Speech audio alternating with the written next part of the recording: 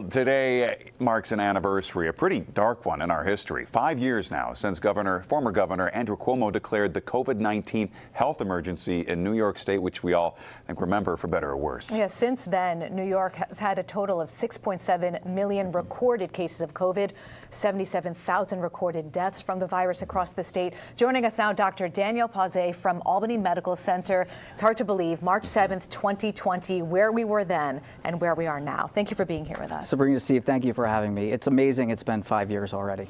Just to take people back to that day, on March 7th, when the former governor declared an emergency, we had 76 total cases that day, 2 in the capital region. And here we now fast forward to 5 years, we had to tackle so much: price gouging, masks, quarantine, hand sanitizers. What do you remember most about that day? Oh my gosh, well, we had a little bit of warning because of what was happening in China. So we had already done so much preparation for what we expected to come in these cases. So a lot that we didn't know, a lot that we were getting ready for, but we were ready for it. You know, they always say hindsight is 20/20. You know, looking back now, what do you think's one of the biggest things that you wish we would have known then?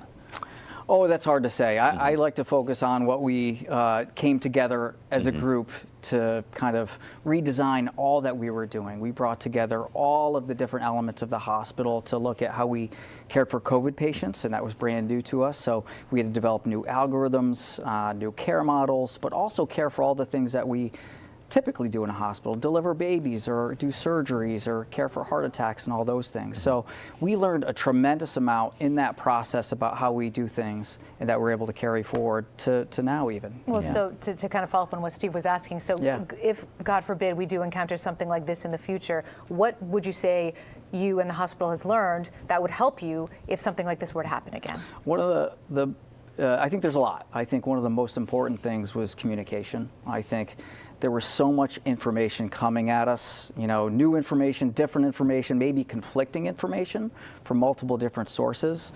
So I think not only communicating that out and probably by the minute, but letting people know that, hey, things are going to change. You know, as soon as we know something new or different, we're going to let you know what we know and then go through this together. It seems like that must have been a time when you didn't get a whole lot of sleep, right? I mean, a whole year stretch where you and your comrades were just on the front lines of the battle against the virus.